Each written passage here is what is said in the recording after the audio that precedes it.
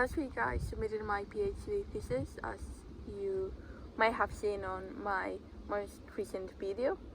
And in this video I'm going to talk a little bit about how the process was leading into it, how I felt on the days prior to it, how I felt on the days after, how I'm feeling right now, and also what's next, because this was just the first submission of the thesis, but I'm still not a doctor, or not nowhere close to being a doctor yet, so there's a bunch of more things to do that are both required for the PhD, to get the PhD, and also things that I just want to do because I'm still, I still have a job, I still have a career, and those are the things that I'm looking forward in the next few weeks to few months. So going to start with going into it. I also talked about it on a different video when I had a month to go, and there I shared that I had a plan, that I had been a timeline that I had been working along for many months at that point, and that was going well. And I think it still works. Obviously at that point, when you have 1 month left, you kind of already know all the things that are left to do. I had a massive Google Doc with things that I had left to do, and most of them were checks that I wanted to do across the thesis. So for example, checking that all the figures are properly displayed on the page that they should be displayed at, or checking that I'm using the same notation throughout all the chapters, because this is work that I've done over 3.5 years, so it's normal that things kind of change a little bit. And so all those things, I was getting them done, and I was feeling fairly confident that I will get them done by my target date of the 30th of April. And then disaster struck on Monday the 28th of April, because as I might have explained on a prior video, I'm currently in Spain. I was finishing this very last bit of the thesis from my home country, from my hometown of Madrid, and as you might have seen on the news, we had a massive power cut, a full blackout of the whole country for several hours. So it was Monday, it was 2 days left until I was meant to submit the thesis. I was working on the thesis at that precise moment, and then I see that the Wi-Fi is off, and then I'm like, oh, this is a bit annoying, but okay, it will come back. Then I saw that I had no signal, and then I saw that actually we had lost power at home, all electricity, nothing was working. And then a few minutes later we also lost the phone signal, so I couldn't even share my mobile data from my phone to the computer. And I did use Overleaf, which is an online platform on the cloud, to write the thesis, so without internet access I couldn't really write the thesis. I didn't have anything left to do offline. So this was a bit of an issue, and eventually we found out that it was a countrywide blackout, so that was very bad and that was very stressful. And honestly, if you weren't in Spain at that point in time, you might have read the news, but it's very hard to imagine how much we rely on electricity, because you eventually lose the battery that's remaining on your phone, and you cannot charge your phone on any other remaining electronic device, and then you cannot see the TV. And well, I mean, it was a whole nightmare, and of course it just meant that I basically lost half a day of work. Eventually, where I was in Madrid, we got power back at around 10 p.m. so obviously by that time I wasn't gonna get any more work on that day. And also it was just a very stressful day, which is nothing other than the time lost. Just that stress and worry is not something that you want 2 days prior to this massive deadline, because at some point we didn't know when the power is going to come back, and it could go on for days, and that would have been quite horrible. But luckily my family and I, we were all safe, and it was nothing more than, okay, I lost half a day of work, and even though I had planned for some things to go wrong in the lead up to my thesis, and I had a bit of a spare time, I kind of assumed, well, if I don't submit in in time, because it was not a strict deadline, it was something that I just chose for myself. So I thought that that was a valid enough reason. But luckily on Tuesday things were kind of almost back to normal, and I had very few things left to do. So at that point you're very motivated because you can see the finish line, and you just kind of want to get it done. And I had a few final more things to do on Wednesday morning, but I knew I was ready and I was going to submit it in time. And so Wednesday afternoon, that's when I submitted and recorded the video that that I posted the other day on my channel. And after that I just took it very slowly. That afternoon actually I had a bunch of things to do with my brother that were completely offline live things to do. And then also on the days following it I took it very slowly, because even though I wasn't burnout by the time I submitted the thesis, because I took it very slowly, I still felt that I needed a bit of rest. And I had a lot of things on my to-do list, but for me it's important to prioritize always the midterm and the long term over the short term. So I wanted to make sure that I recover well from all the emotional stress that was that week. But actually I kind of didn't feel great for the rest of the week. I was doing a few admin things that I had to get done. For example, right now I'm recording this from somewhere else in Spain, that you can guess where it's at. It will be revealed on the video that comes after this, because I'm at a conference and I'm kind of recording a bit of things about the conference, and I'll make a video about it. But the fact that I had to come here, I needed to pack, I needed to sort out travel logistics, and I needed to prepare a talk, which I have already given yesterday. But that was a bit higher stress than would be anticipated. But on the other hand, my supervisor did warn me that a lot of students, after they submit the thesis and suddenly they have nothing else to do, they feel kind of a bit depressed and empty and just sad. And for me, having this conference to come here and a bunch of other things to sort out, it meant that I didn't have a lot of time to feel empty, if that's the right word. But I did still feel not great. I don't think I felt sad. I just felt like I kind of had leftover stress. I wasn't sleeping properly. I only slept properly on Monday night. So 4 or 5 days after I submitted the thesis, and once I was already here in this other city that the conference is happening. So it wasn't it wasn't too bad, but also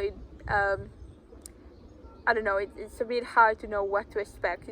The submission of the thesis was a bit anticlimactic. I mean, there's the video that you saw, and actually, like, when I was editing it the other day in the morning, and that made me very happy, because I could see myself that I was happy to submit the thesis. And in hindsight, I'm very happy that I submitted the thesis and that I was able to do it within the timeline that I set for myself. So I'm actually happy and pleased about it. And so now I'm back to feeling normal. I'm feeling motivated. I've recharged, and I have all the other projects that I want to keep doing. What's next? Obviously I'm right now at this conference, but this is like like an extra thing that I chose to do. But I'm just first going to explain what's needed for the actual completion of the PhD, which is, I submitted the thesis for examination, so it's reached my 2 examiners, and they will both read the thesis, and after that I will have a viva, or defense of the thesis. So in the UK, this is not like a public thing where people from the public can come, or even from the university. It's just behind closed doors. Not even my supervisor is allowed there. It's just my 2 examiners and I. And actually I'm very thankful that they were both very quick. Once they saw that I had submitted the thesis, the day after, they were like emailing, trying to arrange a suitable date. And it really helped me to both from a logistics point of view, that I could organize a few other trips and things that I wanted to do, but also mentally knowing which day the defense will be on. It's really helpful in that sense, because I know, okay, I have to be ready that day to defend the thesis, but I don't need to worry about when it might be, whether it might be sooner or not. So it's been a schedule. It's basically 2 months after submission of the thesis, so it will be at the end of June, and it will be in Cambridge, so it will be very nice to travel back there. I promise in another video will explain better why you haven't seen anything of Cambridge or much of Cambridge at all in my YouTube channel this year, but I'm very excited to go there. And of course the defense will be I'm sure it will be nerve-wracking, but it's also very exciting that I will be able to talk about my work for maybe up to 3 or 4 hours that they book the room for. So that's exciting. And after the defense, I don't know what's the exact timeline, but in a few, hopefully, days or weeks, the examiners will well, I think during the defense or during the Bible they will agree on the outcome. So what I'm hoping is that that I pass the PhD, because there are worse outcomes where you don't pass the PhD and then you either leave empty-handed or you only get a master's degree, which I really don't want to. And I mean, I'm very confident that that's not the case, because I trust my supervisor that she's guided me to do well this PhD.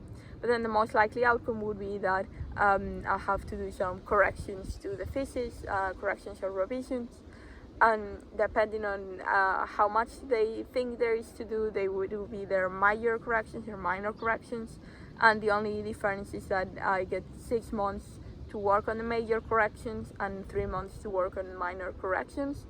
But of course, you can just finish them as fast as you want, and but you need to implement the corrections that they send you. And there's also like a possibility that they just say, okay, yeah, you're done.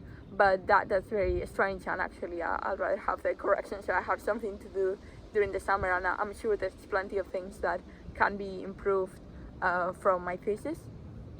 And so basically, once you get the correction, you're basically guaranteed to become a doctor, to end the PhD, on the condition that you do the corrections. So the plan for me would be that I will work on the corrections during the summer, and then if it's minor corrections, I would have 3 months to submit them. So I would hope to submit them by the end of the summer, before the start of October. So that will be the plan. If it's major corrections, well, I'll need to assess how much time I need to work on them, because even though they might say 6 months, but it might actually take less time than that. But I'm hoping that they are minor corrections. And once I submit the corrections, then I need to submit electronically a copy of the thesis, and I also need to submit a hardbound thesis, but that's more like administrative things. And at that point, your degree is approved. So you are not a doctor yet, because you haven't graduated, but by all, like, in practice, you are a doctor basically. You can get a letter from the university saying you've been approved for the PhD degree, and that allows you to go into further employment and things like that with the title of PhD. So that's hopefully the plan. I will, I have some longer term plans as well, but that definitely won't go into this video. But now, in the meantime, I'm just waiting for the Viva. And so obviously I have this conference this week right now, but then I have almost 2 more months until the Viva, and I'm sure I will need some time to prepare for the Viva in the weeks leading into it. But in the meantime, I'm trying to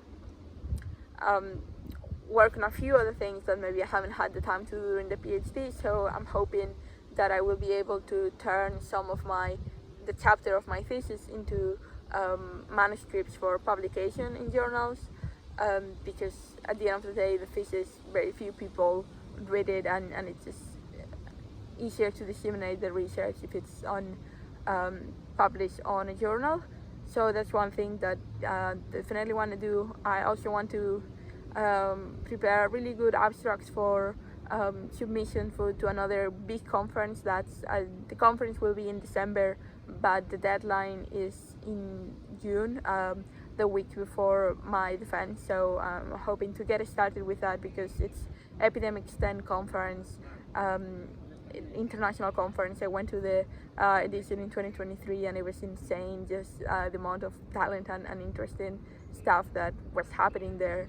So I want to prepare that.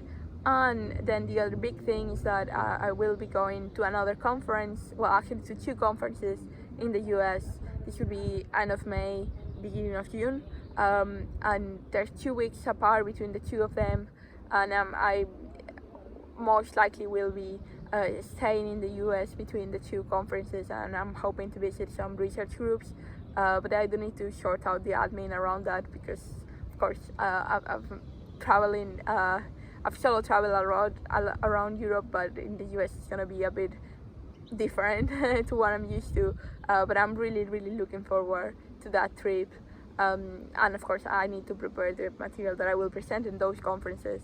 But the conference that I'm currently on, it's been a good opportunity to just get back into the conference mindset and practice even a talk that will be somewhat similar to what I will be presenting there.